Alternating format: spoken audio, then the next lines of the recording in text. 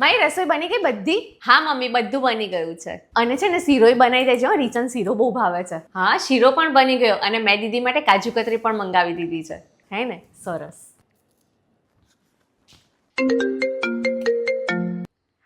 હા ભાઈ. ના ના, અત્યારે દીદી આવે છે ને ઘરે, એટલે હું સાંજે કાં તો પછી રાત્રે મોડા આવી જઈશ રાખડી બાંધવા. હા.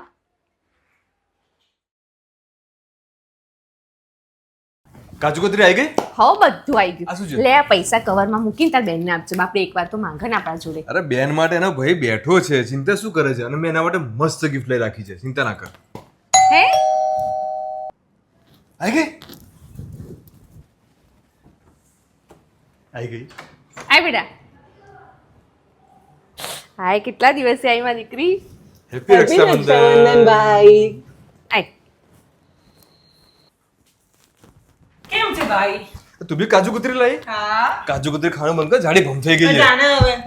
માહી રક્ષાબંધનની થાળી લાવજે, આઈ ગઈ રીચા. હા, જલ્દી લે.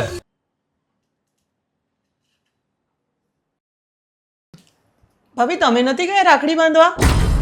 ભાઈ તમે કીધું નહીં? મમ્મી?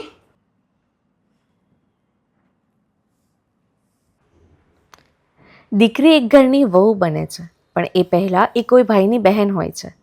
તો રક્ષાબંધનના દિવસે પોતાના જ ભાઈને રાખડી બાંધવા માટે સાંજની રાહ કેમ જોવડાવી? લગ્ન પછી સંબંધો વધે છે, પણ જૂના સંબંધોના હક ઓછા નથી થતા. હેપી રક્ષાબંધન.